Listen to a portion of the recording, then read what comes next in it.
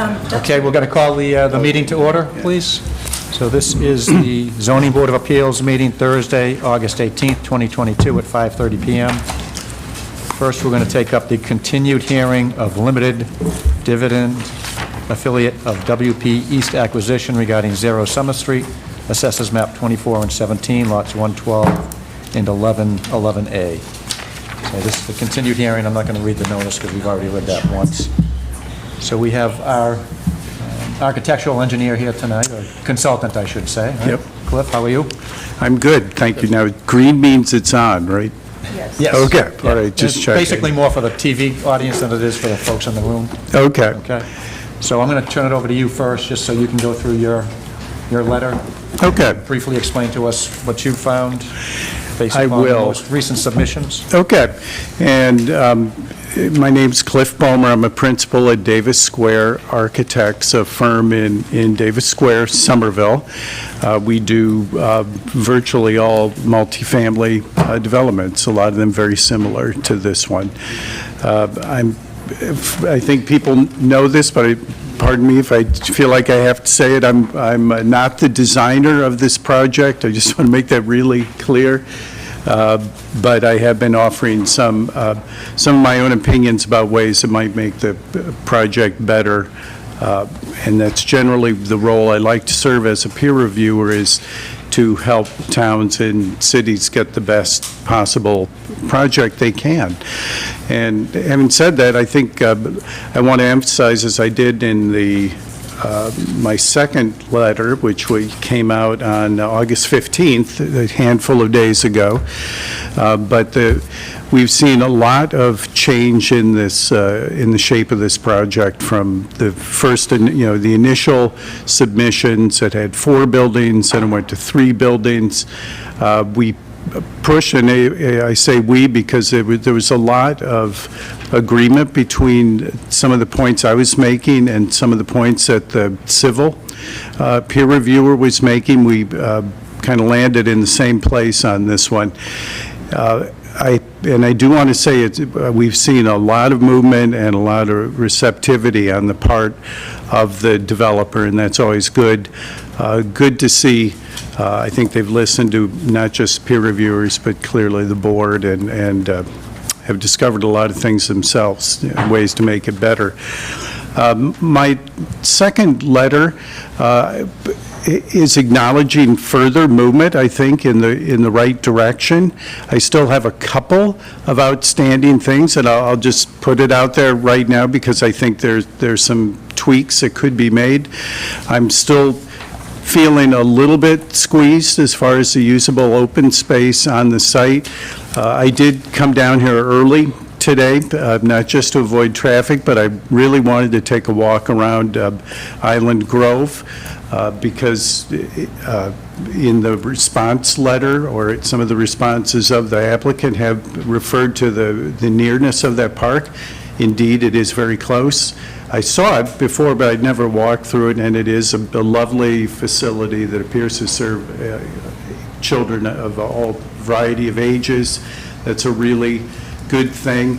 I did also look again. This latest batch of materials included views on Progress Street, from Progress Street in the neighbors' yards, looking back at the existing buffer. And I went over there today. I didn't go in the neighbors' yards. I looked at it from the street. The reason I did that was one of the points I made in my letter was a lot of appreciation for really focusing on mitigating the scale of those buildings through enhanced landscaping between the Progress Street neighbors and the proposed development. They did that in 2 significant ways. Building B was reduced by an entire story, so really changing the scale of that building entirely. But the new landscape plan also includes indications of where new plantings would go to supplement that buffer. The concern that I had in my letter, and I'll just go through my concerns, aren't that many. There's some details and typical things that fall out of the process as the design progresses. The concern that I expressed was It's good to see the new plantings, but what we don't know is the nature of the existing plantings. We see some of them there's a site section, so we get, I think, a fair sense of the height of those materials, but as far as whether the existing materials provide year-round screening is what is not clear. And that's the main reason I went by Progress Street, was to look at those plants, and I think I believe that even more firmly now, because at least from the street, and I'm not an arborist, but there does appear to be an awful lot of deciduous growth in there, and I believe that the new plantings that are shown in that space to supplement it, I think they are also all deciduous. So I think I would hope that we could see verification. I think there was a letter that came through today, I think it was today, about the buffer area and being able to change the easement arrangement, but that's a little bit outside of my scope, but given that the preservation of that buffer and then certainly any supplemental materials to ensure that it's year-round is an important part of the project from my perspective. A couple areas of overlap with Sean. Oh, no, I'll continue a bit. I appreciated the change going to the flat roof, even though I know there was a little bit of disagreement about what's the easiest roof to maintain. It really did cut down on the scale of the building significantly and did allow that removal of the fourth floor from Building B and relocated it over to Building A on a little more than half of the footprint of Building A. What we don't know, and Sean and I both flagged this, was it's not, if you look at the drawings, and if the drawings are the record, the best record at this point, there does appear to be an increase in the unit count. And so we need to know the answer to that, as well as whether there's any change in any of the other kind of fundamentals of the project, number of parking spaces, for example. Otherwise, I guess I'll go ahead and tell you what I think would be an opportunity that maybe addresses that question, that even if there were let's say a 9-unit increase with that top floor footprint that we see in the current set of drawings, there could be an opportunity to reduce the length of the kind of southernmost leg of that building that could create some more open space on the site.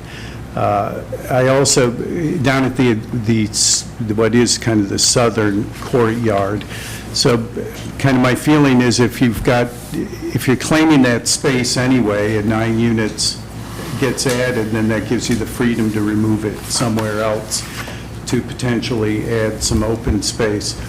I also suggested in my letter to, particularly because now the northernmost U shape of the building is 5 stories tall, and that's the courtyard where the swimming pool is. I suggested looking at some shadow studies and consider relocating the swimming pool to the other courtyard. It may be afforded better sunlight for more months of the year or weeks of the year. We wouldn't know until we saw the shadow study.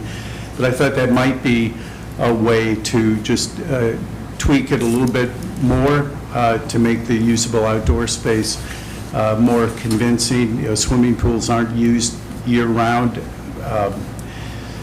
but you want to get the best possible use out of it. I'll quickly look and see if there was anything else that I thought was really significant.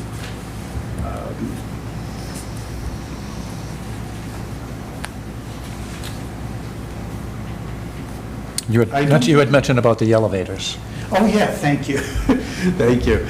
Yeah, that's well, I originally said I didn't think there were enough elevators. in the last incarnation that we saw, and now part of the building, Building A, is 5 stories. So that kind of makes the elevator issue worse, just because you're adding more load to that elevator, and which means more wait time. I also, my recollection is at the last hearing, we also talked about the great value of having a second elevator so you can maintain the ability to bring people down, to effect a rescue, even if one elevator is being serviced or just plain broken down. So I would still advocate for that. Maybe, and then that might be the right number, 3 elevators total for that building instead of 2, but specifically that central elevator feeding all 5 floors. And then you had mentioned about a preliminary construction management plan. I did. Well, thank you for reading my report. Remembering it better than I am. Yeah, I did. And there's, I think, understandable reticence on the part of developers to develop detailed construction management plans, and the reason is kind of obvious. They don't have a contractor at this point, and it's really the contractor is the main author of construction management plans. But usually there are some issues that really help everybody understand, particularly the kind of obvious things. I gave one example in my letter, which was the cut and fill analysis. I think we know what it is, but like how many truckloads is that? Would there be restrictions? It would give the board the opportunity to perhaps condition with number of truckloads per day, but just knowing that so the neighbors can get a grip on it as well. Other kind of obvious things are work hours. I'm sure the town has mandated work hours, but just checking in on that. I don't think we know how long the construction process would actually take. At least I didn't see it. Just real fundamentals that are impactful, dust control, kind of basic things that can be answered without having a really deeply detailed contractor-prepared CMP. Great. And the reason I bring that up, and I don't want to be too pushy about it, but I really do understand why people don't want to go into great detail, but I do think it's the best idea to give everybody as much information as they can to really start to wrap their arms around the magnitude of the project. And not this one in particular, but in general, I think it helps. Okay. Thank you. Any questions from the board? If not, I'm going to have, Sean, do you want to give us your? Yeah, sure. So you came in, I didn't see you. Oh, snuck in. Sorry I'm late. I did claw back about 10 minutes, but couldn't get them all back. So, yeah, at this point right now, I think the engineers and the sort of the engineering side of the equation has addressed all of the sort of significant issues. We're really down back, I think, back to the same place we were last time we were here, which was how is the project going to be screened from the folks on Progress Street? And is that easement sustainable in its current location, or can it be relocated? I think they've addressed all our issues with regard to stormwater, regarding traffic. They've really provided all that information that we've asked to date. So really, the only thing I have questions about is there were some recent changes that I think both Cliff and I appreciated. One, getting rid of the sloped roofs. You can see the volume came down. And I heard Cliff mention a little confused as to the direction of the change, because we seem to end up with more volume, and if not more units, which seemed to run contrary to what the feelings of the board were. The feelings of the board, and I think the community, were that the project is too dense already. To come back with a change that ends up with more building volume or potentially more units seems a bit counterproductive. But it is what it is. It did end up being a lowering of that one building near Progress Street, but in my mind that really just only provided the benefit to the applicant because it reduced that size that they had to mitigate. It didn't create any of the open space that Cliff and I had sort of hoped for by adding a 5th floor to Building A. The goal wasn't to just knock one floor off of Building B, the goal was to create open space because we thought there was too little open space. And then that 5th floor got added around the place that we had identified as being sort of counterintuitive to have a pool in the middle of 3 walls. And now those 3 walls are even bigger. So just looking for probably a little bit of an explanation for that and hoping for maybe some changes like Cliff had mentioned. You had mentioned something in here about the replication of the wetlands. Is that an issue? Or?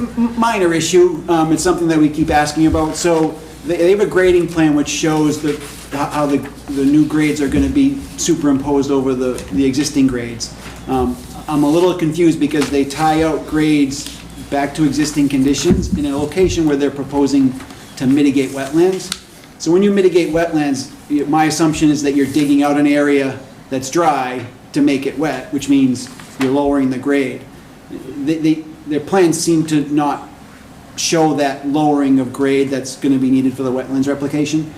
Not a huge deal. I just don't want to lose track of it. I mean, they can always accommodate it with walls or something like that. Just in my mind, it's sort of an inconsistency that needs to be addressed, but not anything of design substance. Okay, great, thank you. Any questions for Sean from the board? Yep, Bob? You had mentioned about the 8-foot high fencing and the placement of the fencing on the property, Correct. and where they were proposing was going to take away all of the plausible snow disposal.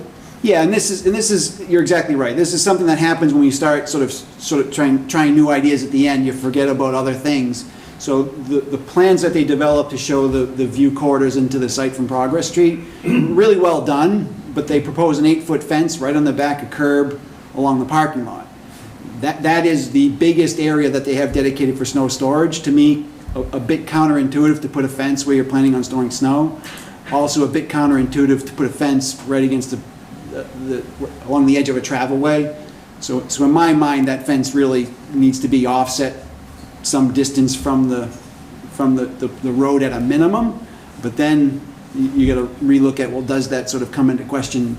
Do they have really access to their biggest area of snow storage? Thank you. Amy, do you have anything at this point? My only question is the unit count. For the applicant to answer. Yeah. Did they increase the units or did they not? I can't figure it out. Okay, so we're going to open it up to the applicant, actually. Mark, if you want to address some of what you just heard. Yes, thank you, Chairman, members of the board. Mark Seck on behalf of the applicant, WP East Acquisitions, LLC. So, I mean, I'll start by saying we did not increase the unit count. It is still 236 units. We did prepare a presentation, as there were some, as you heard, some changes made. So, I'll leave it up to you, Chairman, whether you'd like me to kind of address the open questions or kind of give an overview of the changes. Why don't you address the open questions first, if you would? Sure, Okay. sure. So, I mean, I think the biggest one was, the change in units. It's still 236 units. The unit count has changed slightly since, and Cassie, do you actually, because I have the updated unit count on the presentation. Unit mix.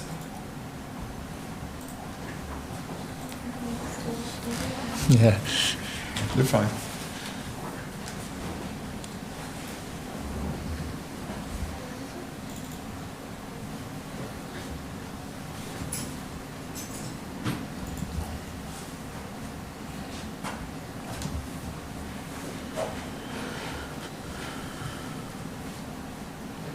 If you don't mind, just when it loads, going to the second slide, please. Yeah.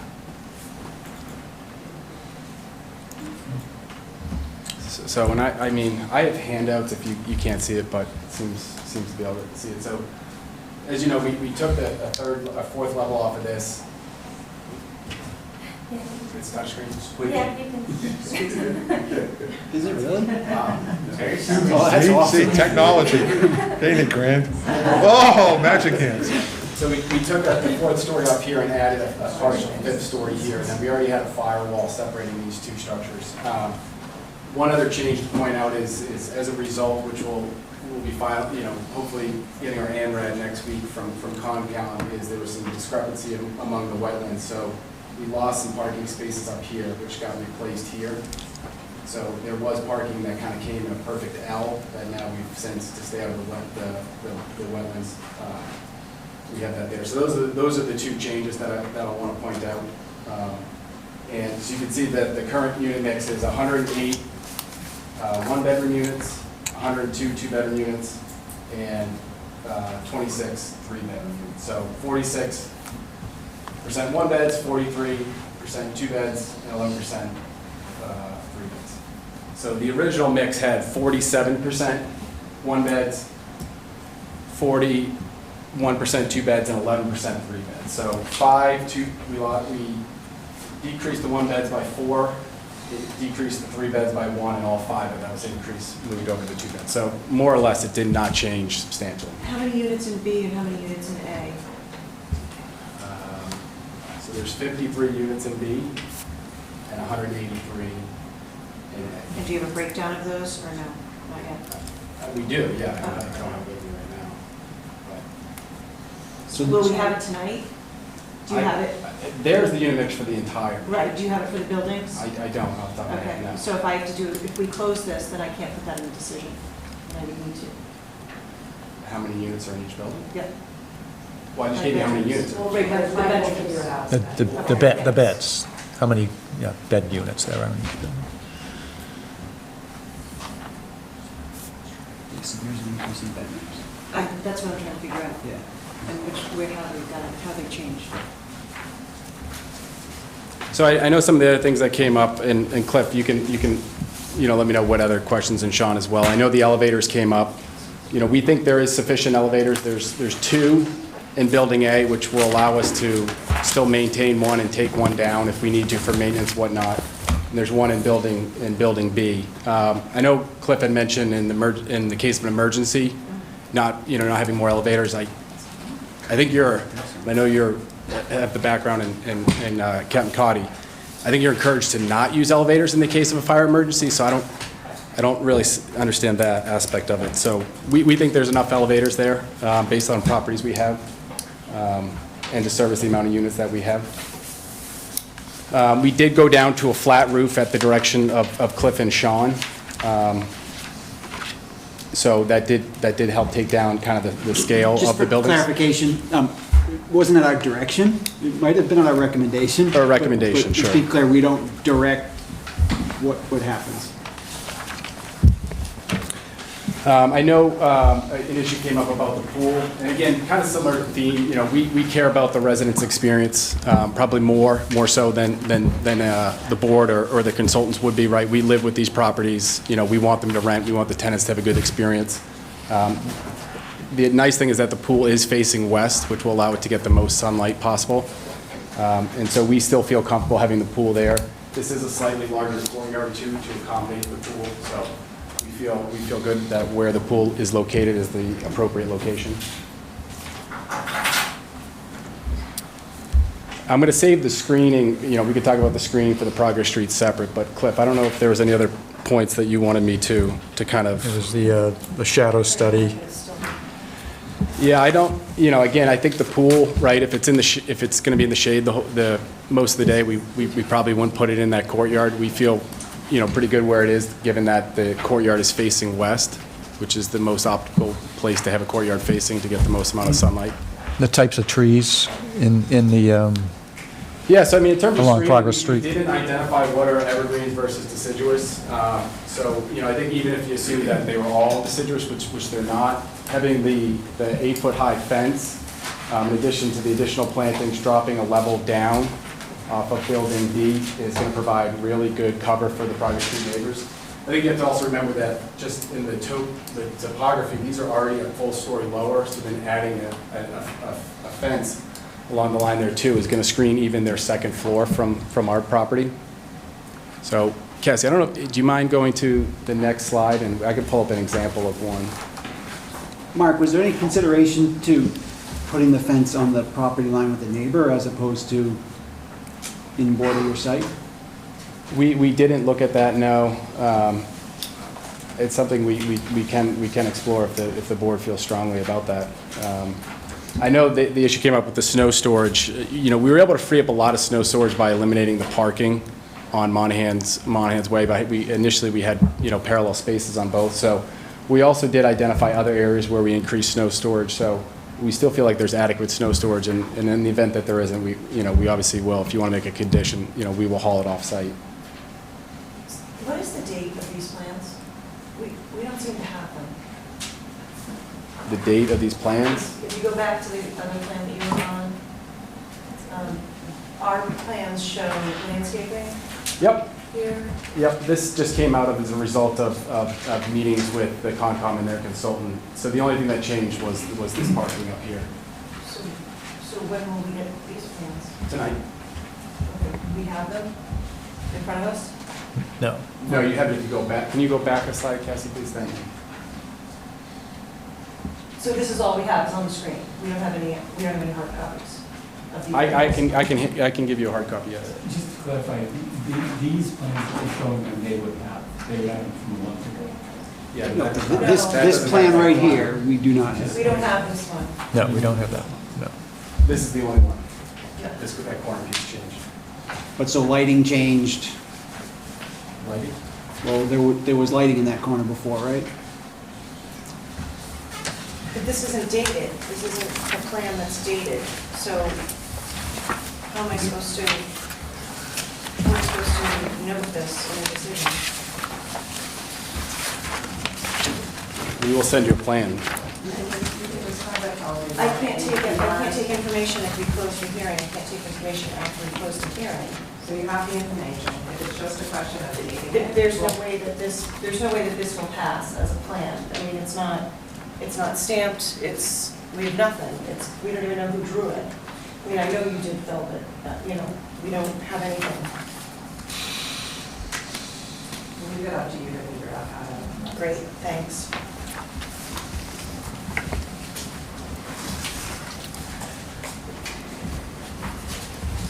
Were you going to explain something on this particular plan, Mark, or?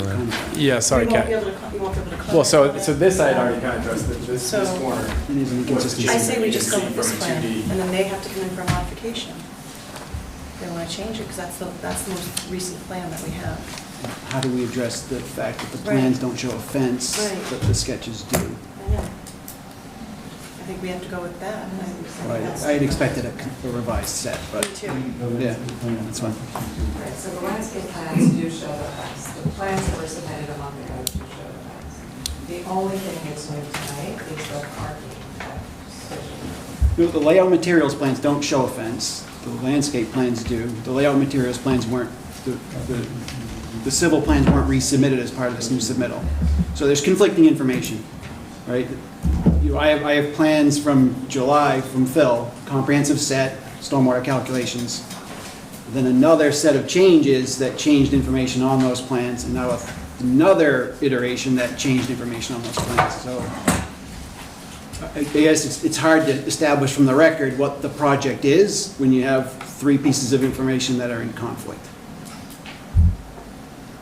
I had expected a new set to capture all the changes. I didn't realize there was a goal to close the hearing tonight. We'll react to however we can react, but right now, there's three sets of documents out there that aren't consistent. And have what I would consider sort of fundamental issues, right? Snow storage, fence in between an area that literally is 80% of your snow storage on site. So,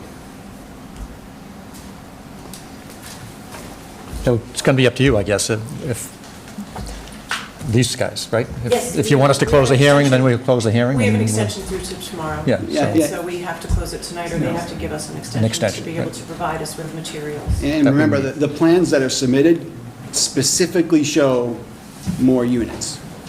Because the floor plans show, they provide a fifth floor plan that has 27 units, and they've lost 16, I think, or 18 in the building B. So there's just, it's just awkward having a bunch of conflicting information. That's all. Also very difficult to draft a decision. So we'll leave it in your hand. I mean, we can continue tonight talking, but if it's going to be up to you whether or not we close the hearing tonight or not when we get to that point, so. Yeah, I mean, you can condition it on getting a final set of plans. We can. And to that, No, we're not. About the, We can't draft, my Right, problem is you we can't draft a a decision. decision without final plans. I can't make a condition that final plans will be submitted No. without the board approving them. Right. I mean, obviously, we're not looking for construction grade 100% plans. We're looking for plans that any 40B that comes before us gives us. You need those. Right, we Yes. need to know if there's penthouses, elevator penthouses, things like that, where are they? They need to show on a plan. We need to see this, we need to have this new parking on a plan. I mean, the unit count is The unit critical count, one. the bedroom count has gone up apparently. It seems like, I mean, I'd have to do the math, but it seems like it has. so the unit count is the same as I mentioned. It's right there. It's still 236. But the bedroom count I'm talking about has gone up. And again, the plans Did- that have submitted say otherwise. That's not, right, that's the So point. that's the issue. If the plans were consistent with the numbers, great, right? But the plans that you submitted show 26 units on a fifth floor of Building A Sure. and losing 17 units on the fourth floor of Building B. Yeah, so I can address that. So But No, it Mark, doesn't matter, the plans that are Right, submitted. this is out of the whether or not record you guys, don't show we what you're. submitted updated plans, Sean, that has the amenity space now with 2 stories. Initially, it was 1 story. So there's units on the second floor that we lost. Okay, See that we increased the 2 bedrooms from 1 bedroom. So when you take 2 1-bedrooms, you make them 1 2-bed, you lose a unit. Where? Where did that change? Which building, B or A? We can follow up with the breakdown of where there was in each building.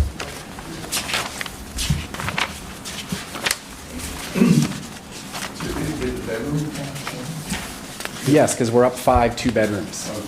And we're down 4 1-bedrooms and down 1 3-bedroom. So we got this Based on change. 7/21/2022 packet from you. Yep, and that'll have, And those The first buildings, page is dated, it's dated April 8th. It has no revision date, and it shows Building A, and it shows the bedrooms. Correct? Well, it shows the sizes, I guess. Is this accurate, even though it's from April? I can't imagine that it is, but is it? this is the one that was submitted in July. Yep, the cover letter is July. The plan, some of the plans are updated, but this one's not. A1, 01, A1, 02, 03, well, A1, 02 is not updated, 03 is updated or issued. So maybe you're showing the differences, that could be, but why would it be 03? It should be 01 again. It should be 01 revised. I think the point is it would make it a lot easier if you had a updated set of plans for our attorney and for our consultants, so that when we issue a decision, it's done the right way.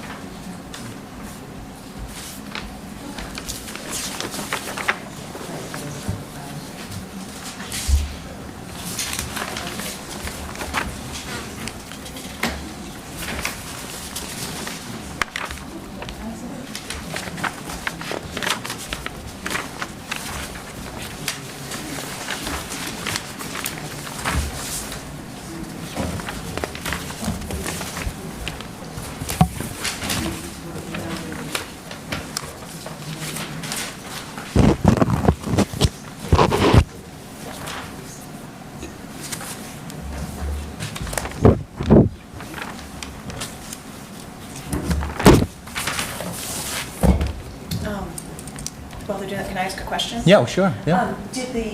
Has the fire department looked at this new corner here?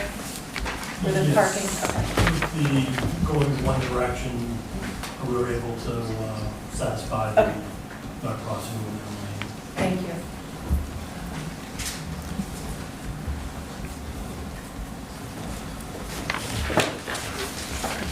Only 7 people in the building code.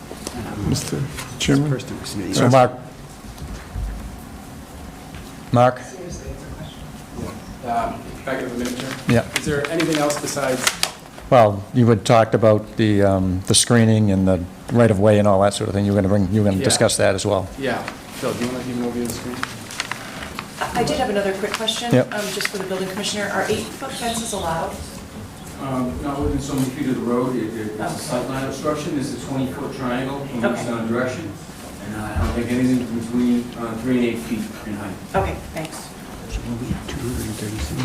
Yes. So on the right-of-way, I guess my question would be, This is correct. we got a memorandum today from Goldston Stores, and which says that they can move the right-of-way. But, Do you have a plan on where you're going to move the right-of-way? Is there, We don't. I mean, Have you- we're letting you, because there was some concern about the owner of this, just demolishing all this and building a road, right? So I think the point here is that if he ultimately would like to try to pursue that, we have the right to relocate it. But We we- think it's not financially feasible for someone to spend that kind of money to build a road. no, but I think Amy's point last time was, we can't use, Sure, if you'd like to make it a condition that we relocate it, we can relocate it. We're not proactively just doing that. I think you're it'd not, be- okay. But do you have room to move it someplace? Yes, so it would get relocated right here. Right here. This Over would be, the- this would be their access. up to- Over the parking area? No, well, through the, I guess this is one way, so it would be relocated here. Show me that once more time. They would be able to access Summer Street via this here, out to Monahan Crossing. but It then would we just have be to, turned so that it's over the end of our parcel, over the shorter end of the rectangle that connects with Monahan Crossing. So they still get to Summer Street, they still get access from their property. But right now, it runs down that, Right Back now, of the- it back of runs the- down the long side right, with the neighbors on Progress Street correct. to get them from their property out to Progress Street. So we would get them out to Progress Street by getting across the short end of our property to Monahan Crossing out to Summer Street. And how do they get across there now? They would Through the have par- to- through the just parking like lot? They would have to tear down all the trees and build the road today. We don't have any obligation to build that for them. They have a right to do it. I think that's what Mark is referring to, that the cost of that, and in addition to the physical constraints, is probably prohibitive. Yeah. But that's their problem today, and it would be their problem with the relocated easement. Right. that's why I asked them to provide an easement, John. So if you go the way that Mark said, through the middle of the project, It's not the middle of the project, it's the end of the project. we where just the pointed to the parking- middle, didn't we, Mark? Oh, okay. This is part of the reason we in our letter asked for a sketch or Right. an easement plan to show Where it would where it would potentially be, be, so that we could evaluate whether or the not. validity of whether it's an equal Feasible. If you relocation. run through the middle, doesn't every property except for the one in the middle have to cut down the screening to get to that, and to get to that access point to get out? I can't picture where this is.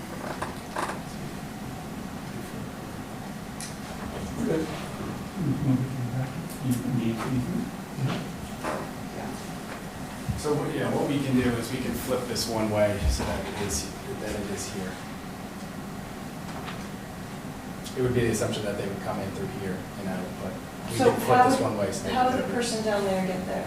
How would that person get there? That person doesn't have to get there, the only people with the right is Center Avenue Realty Trust. Only that person. Correct.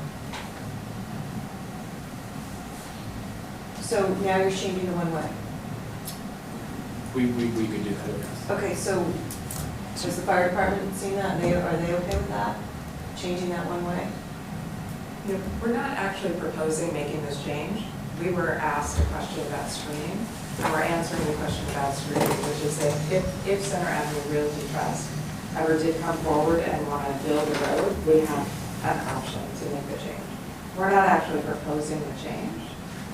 And frankly, again, as I said last time, the board is going to do what it wants to do with this information. But this is a private easement. We have the right to move it. And if we need to move it, we'll move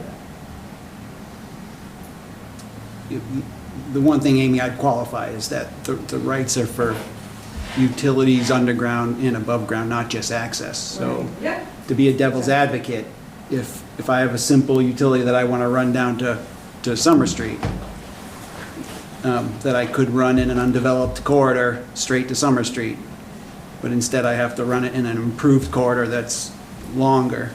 And it would have to go down Monahan. Monahan already has utilities But in it it, would, so I but don't... how would they wouldn't, would they be allowed to run But it? Monahan's not a public way. It's not a public. It is way? not a public. No.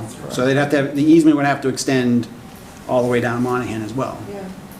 I mean, it's confusing. That's why it would help to have a sketch that identifies it.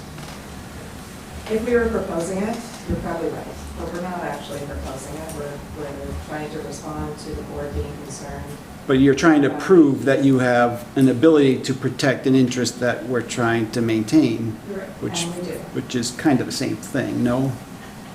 I don't think so, frankly, Sean, but, Okay. you know, the screening is there today, we have a right to move it. If it causes us to have to change our site plan, we have to come back to the board. We frankly don't think it's particularly realistic that this easement's ever going to get exercised because of the cost and The wetlands. the efforts, just the physical constraints of the site. So again, we hear you, we're giving you our best information. Understood. Yeah. And So I guess our question was to you, Amy, last time, can we use the fact that the screening is on a right-of-way, can we use that as screening? Or does that give you some pause? No, they can use it. I mean, it exists. It's concerning that all they're saying is they can relocate the easement, but they're not showing us where they're going to relocate the easement. So that, we have nothing in the record showing where they're going to relocate it to, so. Can we condition our decision on them not being able to run it where those trees, that line of trees are? Yeah. We can do that? Yeah, So that because they the screening is would be required. effectively forced to relocate it, but just they don't have to have a plan to relocate it right now necessarily. Just that they could. And also, is there anyone, do we need another opinion about whether this, this is, that they can move it at their own choosing? Yeah, no, the MPM case it's Okay, so we don't have to worry about that. established, yeah, Okay. yeah. And before they could do anything in the easement, they'd have to get the property owner's permission. So they couldn't just go in there and say, cut No. down trees because they have an easement. What I'm Well, thinking wait, is, actually, Sean has a good point, because until they relocate the easement, the property owner, the Center Avenue Realty Trust could go in and cut down all the trees, right, because they're not the applicant, they're not subject to the decision. So that easement would have to be relocated. If not, we don't have screening. So it's a good point. So that is an issue then? Yes, it is. and they could even use it to go from one property to another. They don't have to use it to go all the way to Summer Street. Doesn't look like it, no. Yeah, I mean, yeah, it says access to Summer Street. So for example, if they somehow acquired a property on Progress Street and wanted to connect through to each, they They could could. conceivably use that easement for that function. I think so.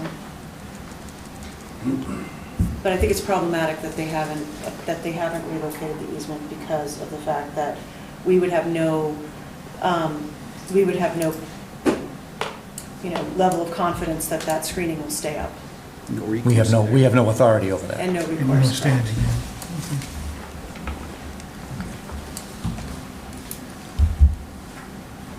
Yeah.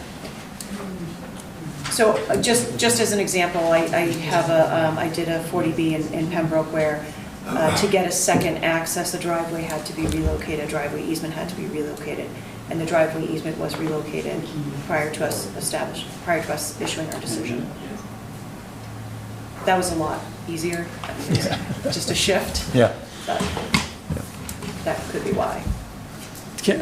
Good evening, Mr. Chair, Evening. How are you? members of the board. Phil Cordero from Allen and Major. I'm sorry to interject. I feel it's relevant. I just want to share some information.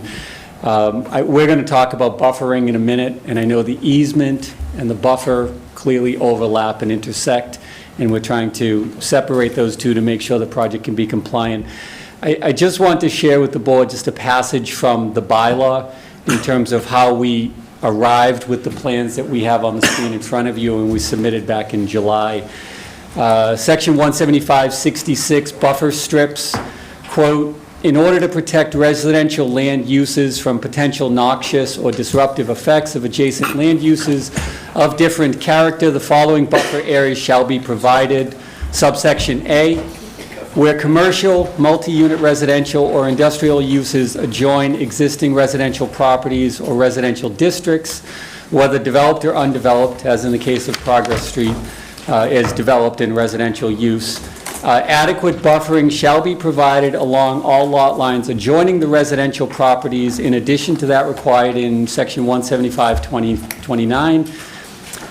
A buffer strip of at least 20 feet in width shall be reserved, and screening shall be provided in the form of a natural growth of trees, if existing, or a natural growth of trees and thick planting, or a double row of evergreen trees not less than 8 feet in height and not more than 20 feet apart, the spacing of one row centered on the spacing of trees in the other, or a solid screen type fence 6 feet in height, complemented by suitable plantings. So the bylaw requires buffering to be in the form of natural vegetation, supplemented vegetation, or solid screen fence. So in this particular case, why, and Mr. Reardon asked the question about the fence being relocated down slope to preserve the snow storage. We did in fact study it from a site planning design perspective. The reason the fence is where it is at the top of the slope for several reasons. One is it exists outside of the easement in the event that this board determines that the easement is insufficient for buffering. Therefore, the fence can exist outside of the easement and in compliance with the local bylaw. Two, at 8 feet in height, it maximizes the visual blockage by being placed at the top of the slope. Mark had alluded to that our neighbors, the abutters on Progress Street, are essentially 1 story lower than we are. So when you look at the sightline cross sections, which we'll bring up in a minute, if you were to look horizontally, the first thing they see is 7 feet of grade change, the back slope that is on the grading plan, which is essentially where the snow storage is depicted. And then on top of that is the 8 feet of fence. So we're trying to take advantage, for the purposes of visual buffer, the 7 to 8 feet of grade change and then 8 feet of fencing along top of that. Now the bylaw, just dovetailing in some other questions that arose, the building commissioner is of course correct. There's intersection requirements about right-of-ways for site distances for fences over 6 feet. So this fence is running parallel to the path of travel. It is not part of any site distance, which is why we felt it was actually appropriate to exceed the 6-foot fence height specified under the bylaw of 175-66 and go an additional 2 feet under the premise of enhanced screening as much as we can for those abutters to Progress Street. Certainly if there were umbrage about 8 feet, we could go down to 6 feet. We just don't think it's in anyone's best interest to do so, and that's why we got to the 8 feet. We obviously had to make a choice regarding the snow storage. It was part of our program. We talked at great length during some of the earlier hearings about where the snow storage exists, and that is a significant area of the site, and we're obviously encumbering access to that area now by the fence. So obviously the response that we provided as part of the snow storage management plan is that where we can't use areas on site, we are obligated to remove that snow. We'd love to utilize that area, but we also want to satisfy the board's concerns on behalf of the residents of the town for buffers and screening. So we had to compromise somewhere to listen to the effects of the neighbors and go with the screening, and we take on the additional burden regarding snow management in the loss of that area. If there were a go-between, we'd love to meet it. It's just those two couldn't exist in the same space. So that's how we got to the fence. That's how we got to the positioning of the fence. That's how through correspondence with the team, the ability to relocate the easement certainly exists. I will not speak upon it. It's a legal matter. It certainly exists. but in providing the layout that we did in the manner we did, it can exist and comply generally regardless of what happens with that easement going forward. And Attorney Horowitz certainly pointed it out. We have no desires to build that or relocate that, but we're preparing for that what-if scenario that was this board's concern a couple of meetings back. So. But what about the concern that the easement holder can take down the trees? So I don't want to speak on behalf of the easement holder. I certainly don't want to speak out of turn in terms of legal. But what I would rely upon is the specific language of the bylaw, which says a perfectly appropriate buffer strip of multifamily to residential is a fence. So if that easement holder were to clear cut that, and certainly we are not suggesting it, supporting it, or in any way endorsing it, but if they were to do that, by language of the bylaw, that fence would meet the buffer strip requirement. So what's the definition of multifamily in the bylaw? So I don't have it. I can go through it as much as possible, but where commercial / multi-unit residential or industrial uses. That's how it's prefaced here. I can go through and find the actual definition if the board is interested in hearing it. That would be as contemplated as would exist under the zoning bylaw. Right. If everything was according to the bylaw. You're under a 40B because you can't meet the requirements of the bylaw. So obviously, in terms of providing a 40B, which we have asked for waivers from certain requirements of the bylaw to support this project as submitted. Where we can meet the bylaw, we want to meet the bylaw. So those waivers are specifically chosen. They're not blanket waivers from everything in the town's bylaw. It's parking dimensions, it's setbacks in certain areas. But in this case, we have the opportunity to meet that. We're not asking for waiver ability from this board in that area. Okay. When was the last time the waiver list was updated? It hasn't been updated. That's what I thought. But I'm not sure that it needs, I don't think it needs to be updated. Not for this element, no. For that element, but you don't know, okay, so.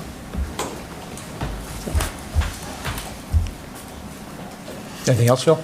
That was it on the fence. I'm going to eventually step up and talk about buffering and screening. We've sort of segued into it, but I don't want to short-circuit any of the initial unit mix discussion, unit count. So board's discretion. I can stand and keep going, or I can sit back down and I'll come back up. You can keep going. Keep going? Yep. Okay. Cassie, would you mind bringing up the cross-section plans? Thank you. So to give the board some background in terms of what we did, again, taking away the message from a couple of meetings back, buffering, what exists within that landscaped area or the natural vegetation area that also exists within that 50-foot easement. We had not provided some detail. We went out, accompanied by our landscape architect from Grady Consulting. We located all of the trees within that 50-foot strip that runs between, basically paralleling Building B and the homes on Progress Street. And the 4 cross-sections that exist here, you received them back in July, are sort of the culmination and combination of all of those. So, a couple of takeaway points. There are a lot of stems, there are a lot of trunks in there. There's varying diameters. We have those noted on the plan. We can talk about them in great detail. The shaded green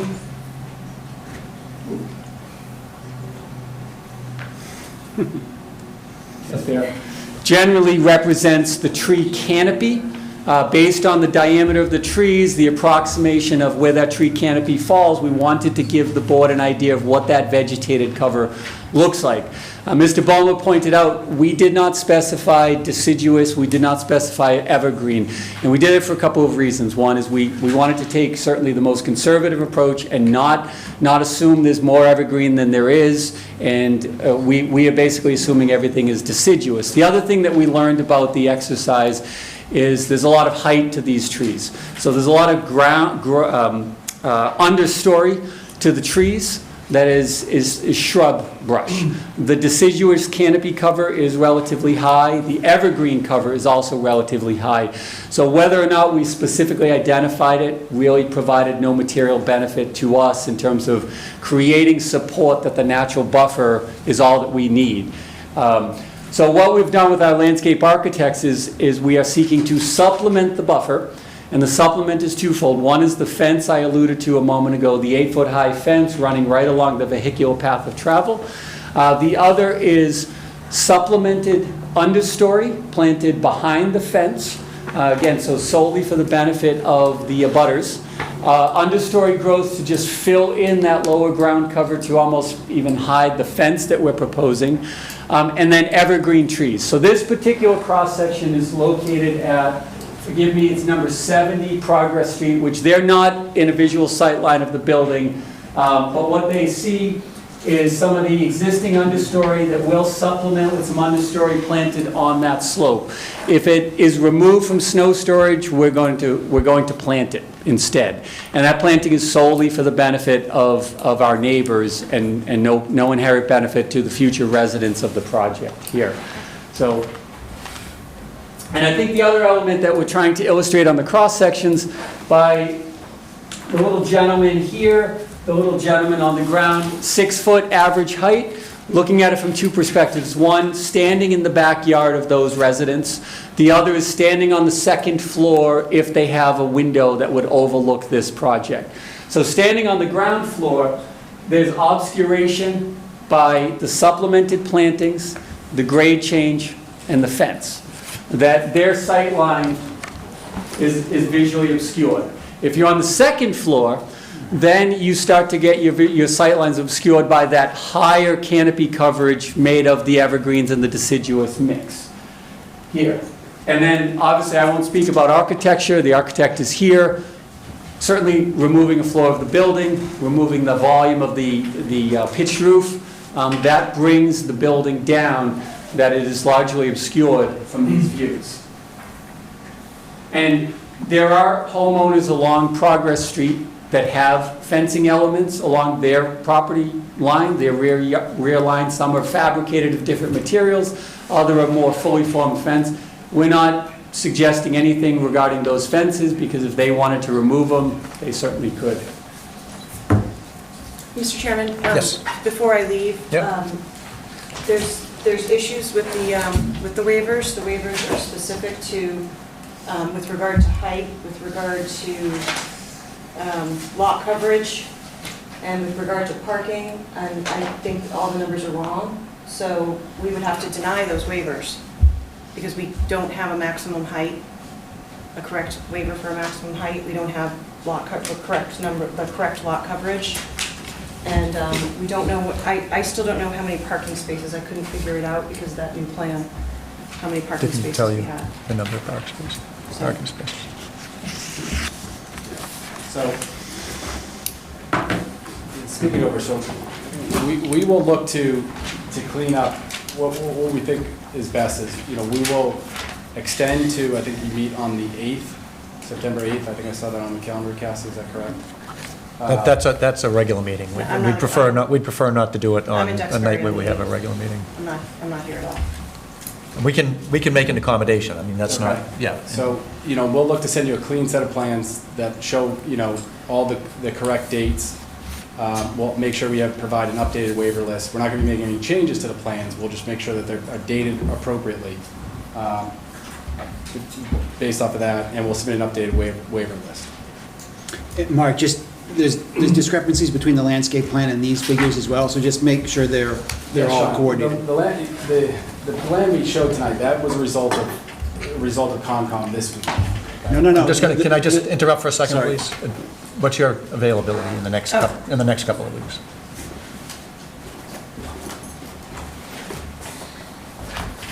September 1st is a Thursday. It doesn't necessarily have to be a Thursday. Do you guys care if it's a Thursday or not? Or? Correct, I can do September 1st. September 1st? I can do September 1st, I could do September 1st, or the 15th, or the 13th.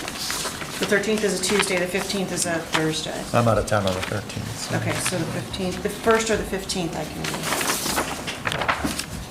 do. Or the 31st? Could you do the 31st? I actually think I have something on the 31st. I do, I'm in Harwich on the 31st. First, all right? You mind if you're not? No, you guys. First, all right for you, Paul? We can do the first if that's okay. Harwich on the 31st. Yeah, that'll work. So, like I said, we'll clean up, make sure that all the plans are consistent. There's nothing being changed further from what's been submitted. And if you can get those to Sean and to, Well, we'll submit them through the board, yes. Mark, what I noticed is that just the tree location on the landscape plan is different than the tree location on Yeah, Phil's we'll make sure plan. everything's Yeah. consistent. but get them, not the day off, get them, you know, Can't answer that if you can get them done a few days before, just so they have a chance to review them. Yeah, I mean, yeah, absolutely. All right. Amy, can I ask a quick question? Sure. With regard to the right-of-way, do they have to make a definitive plan now to define what that would be so that the current holder of the right-of-way just can't go in and do whatever they want? I would think so. If not, I don't know how we stop it. I really don't. Because there's no process for stopping the, For stopping Center Avenue Realty Trust from coming in and taking down all the trees. right? And they can do that anytime they want. They could do it 10 years after this building's built. Unless the easement, And this- unless the easement is relocated. They could do it tomorrow. But if the easement would, if, according to what I understand, and I'm not a lawyer, they can relocate that easement Yep. at any point in time. Yep. And in the future, three months into construction, the owner of that property decides to put a road in because he's gonna get a contract to put piping through for the easement. They could relocate the easement They- to service him, because Mass General Law says they have the right to do that. So if they relocate the easement, he cannot come in and clear cut the trees because that's no longer his easement. Is whatever apportionment of that easement that they relocate. They're essentially relocating the whole thing. Oh, the whole thing? Yeah, because I think they're just going to come in right from his lot onto that roadway. Okay. So they don't have to even tear down They the don't have to, trees he that are doesn't right have to do there. that. They're just gonna give him But another if- place to go do it. Right, but if he doesn't, if they don't relocate the easement, at any time, he could come in and tear down the trees. What is the process for relocating the easement? I mean, do they have to file some legal paper? Yeah, they just record it at the registry. Okay. One more thing on your list. So it's just what I learned today when I read this from the book was that there's a legal right to remove or replace the easement. And it's allowable. Mass General Law has done it based on the sightings on what they proposed. I understand they can't assume that this is going to happen. There's no guarantee that this easement's ever going to be reenacted.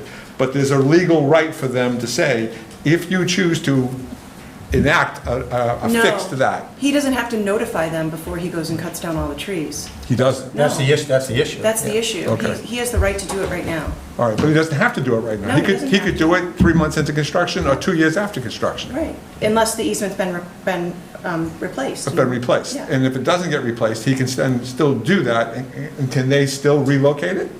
Well, they can relocate it, but it's too But late. by then, the cover is gone, right? Yeah. So- Right, okay.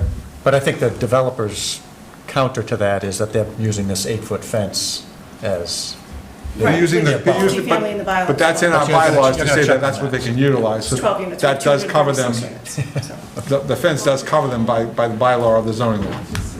But what they're doing is they filed for a 40B, so they don't have to follow the bylaw, and now they're using the bylaw. But there's so many other aspects of their project that do not meet zoning, that it's disingenuous to say, oh no, this 8-foot fence is gonna be fine. Because we're not talking about a 12-unit condominium project, we're talking about 236 units, amenities, parking, snow storage, a roadway going right through the middle.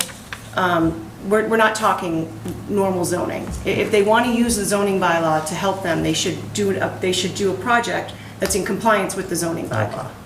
All we're suggesting is that that also applies to buffer between commercial and single family.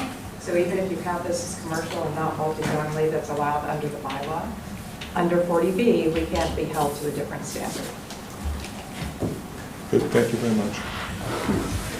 One last question, I'm just trying to get my head wrapped around this. Can we make a condition that prior to the start of construction, they would have to change the right-of-way to something that would preserve the current things? I mean, it seems, so that they don't have to, like, pay to have it changed before they own the property, own the site.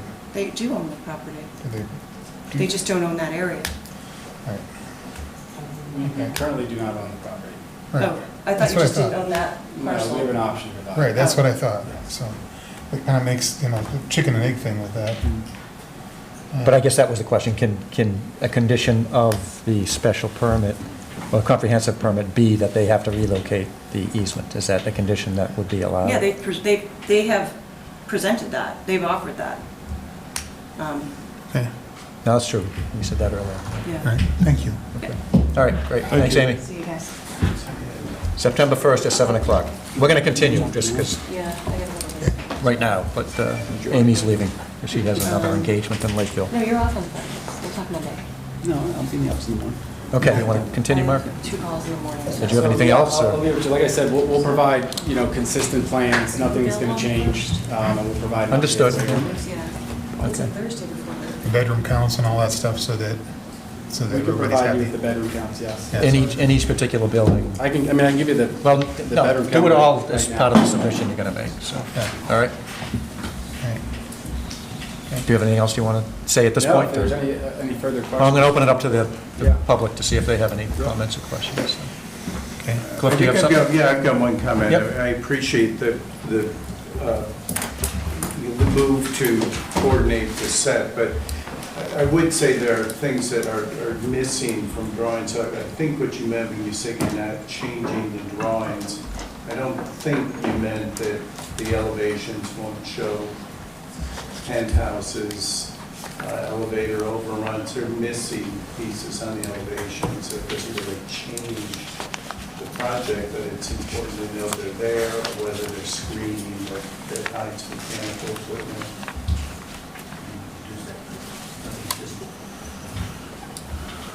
That's all outlined in your most recent letter to us. Well, that's what I was going to suggest. If they're going to take a run at this, I can make a very Yeah, short is that- list of things that are just kind of missing. Is that something you guys would be open to? Let Cliff submit what he I think Cliff thinks? should send us what he thinks should be added. Yes. and We'll either add it or we won't. Yeah, that's obviously up to your discretion, but, Right. okay, so if you will do that, Cliff, that would be helpful. But Cliff, we can ask you to do that like tomorrow. Yeah. Because we're. Yeah, no, it's all in. You have it all in the letter anyway. It's all in. Yeah. Okay. Okay, so I'm going to open it up to the general public, if anybody has any questions, comments. Anybody? Yes? Name and address, please. Wayne Smith, 120 Summit Road, Abington. I had quite a bit to talk about tonight, but wanted to cut it a little bit short. I know you've been here. One was the situation on the plans, and I actually listed all of them that didn't say revised, and it's consistent through all the plans that was presented on, at least it was stamped here at the town hall on the 1st at 10:21 a.m. So I know you're going to address that and make sure that the revised plans are listed on the plans. As far as the easement is concerned, we have heard nothing from the developer other than what I told you before, and we offered the property to them at a very minimal amount of money, particularly in comparison to the fact that it contains probably 20% of the usable land that they all of a sudden they would have the control over. I wasn't anxious to sell that land to them because we don't know what someone else might want to do with that property when they buy that property at some future date from Center Avenue Realty Trust. And we've been offered, just like they have offered, a tremendous amount of money for the property. And we just don't know what the value would change to. I would need to see, Center Avenue would need to see what the new right-of-way would be and whether or not you could get a trailer truck through there and so forth. It's not just for vehicles. We don't know what might go in there.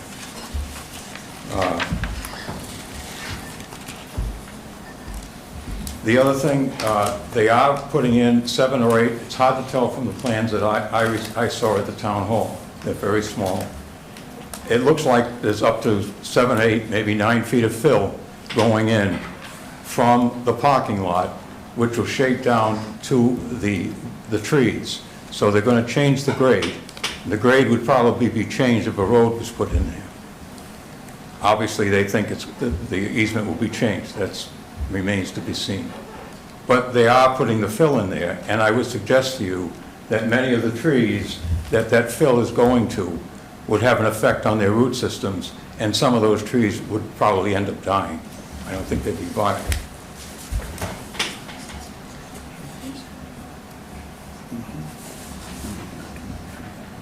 And also, on the plans that were dated from Grady Consultants, they showed the changes and so forth.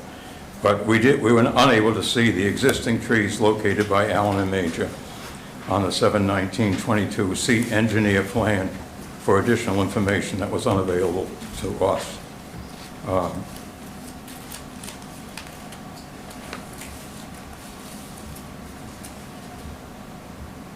And I think that's basically what I have here, rather than take a lot of your time. Thank you, Mr. There are a lot of other issues for us as an abutter, but Well, you get another opportunity at the next meeting. I'm sure. Thank you very much. Thank you.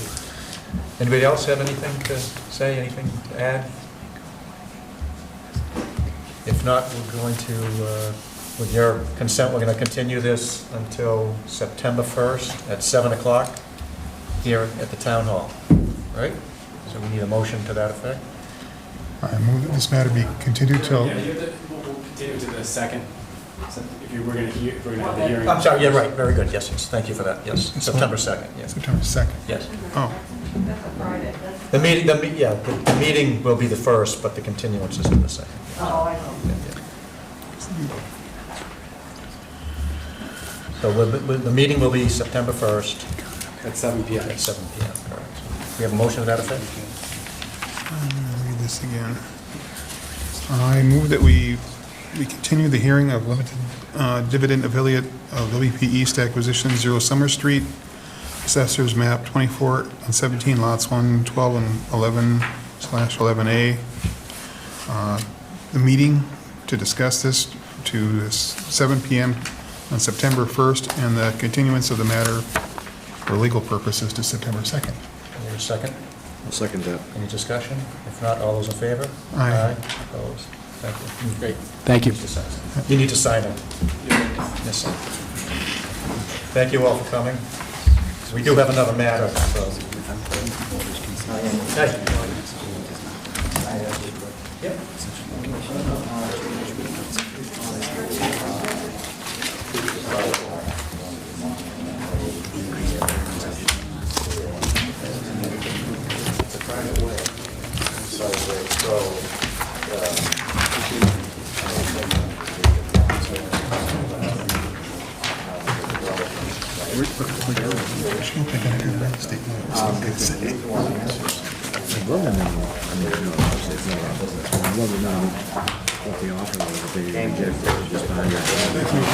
Ask them that last time.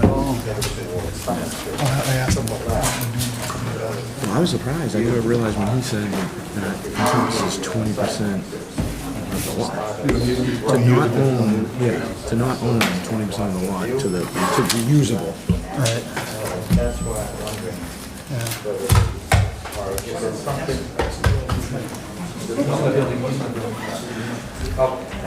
Okay. All right, so we do have another matter. Actually, why we were originally coming to this meeting was for this particular matter. So. I appreciate your patience. Thank you. All right. So this is the petition of Timothy and Colleen Leahy, 4 Bayberry Street. I'm going to read the notice. Zoning Board of Appeals, public hearing notice. The Town of Abington Zoning Board of Appeals will hold a public hearing on Thursday, August 18th, 2022, at 5:30 p.m. at the Abington Town Offices, 500 Glenwood's Way, Abington, on the petition of Timothy and Colleen Leahy for a special permit under 175-26.C to add a detached 3-car garage with carport at 4 Bayberry Road. The property is located on Assessors Map 37, Lot 136, in the R30 zone. So if whoever wants to make a presentation, if you can come up to the podium and just tell us briefly what you're looking to do.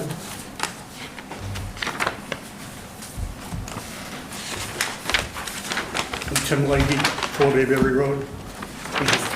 You have the plans, you have the plot plan. Hopefully build a 3-car garage. We have plenty of setback. We're 40 feet from the back line. We're 13 or 15 feet from the left sideline. We've got plenty of room. It's simply a garage. It's not a gym. It's not anything else. It's just a garage. With a carport, right? With a carport, which is technically the boat port. So that's going to be enclosed, the carport enclosed on 3 sides and then... No, it's probably open on 3 sides. on We're just going to have the roof over it.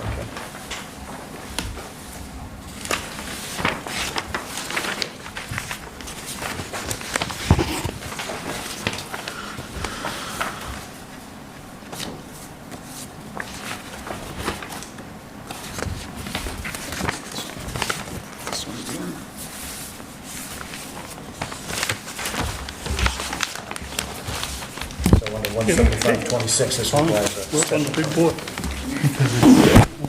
Why does it require a special permit? because the bylaws say. Nice job. I thought the bylaws, I thought the bylaws were about, no, 3-car garages. Is there any? One garage for private motor vehicles attached or detached of not more than 875 square feet of floor area is considered an accessory building, which this is. All right. You may provide for as many 3 cars in the residence districts, unless a special permit. Oh, unless the special permit, so the boat port could be considered on this thing.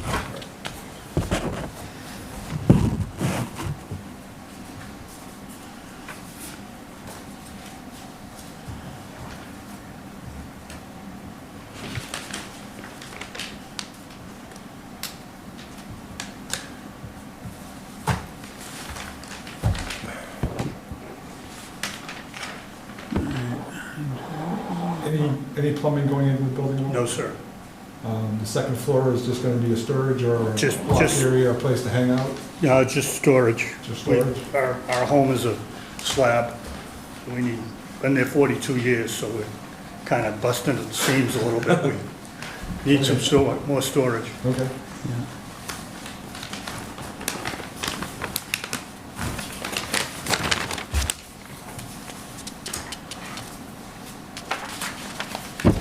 Happen to discuss this with any of your butters? Oh, yeah, all of them. Any issues?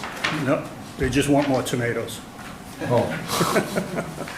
Bribery. Okay, fine. He goes good tomatoes. Acceptable bribery, right? I do it myself. Yeah. One of the neighbors is going to do all the electrical work and, I mean, That helps. That's yeah, good. nobody's opposed. Good relationship with all the neighbors. Okay.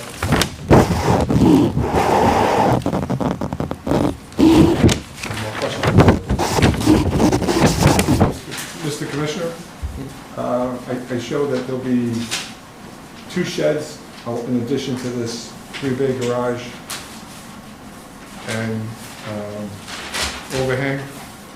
Is there a maximum number of buildings on a residential lot? Is there an issue with that? I'm not the commissioner. I don't even pretend to be. Are these sheds on block or are they on slab? Not on slab. Well, They're on block. we're okay. Generally, they consider those temporary. Okay. Yeah, they are in fact movable. I don't want to have to move them. Correct. Thank you. I didn't get a chance to drive by the property, I drive by the property every Friday night. I go down the street to Mr. Cotton's property. Oh, yeah. the Nice kitchen, right? Beautiful. Thank you. I used to, I made my living as a kitchen person. I worked at Cape Cod Lumber for 9 years, and then I was down in Wareham for 10. Now I sit on my porch. Nothing wrong with that. Nothing wrong with You it. grow tomatoes. So I think really what the special permit here is for is it's not more than 875 square feet of floor area, and this is exceeding that. Right. So that's really basically we don't need to be concerned about whether it doesn't have to be matchy with code enforcement. not unless you want to condition it that way. I don't, I like how this looks. Let's step back. I actually live on Bayberry Road. I drive by there all the time, so.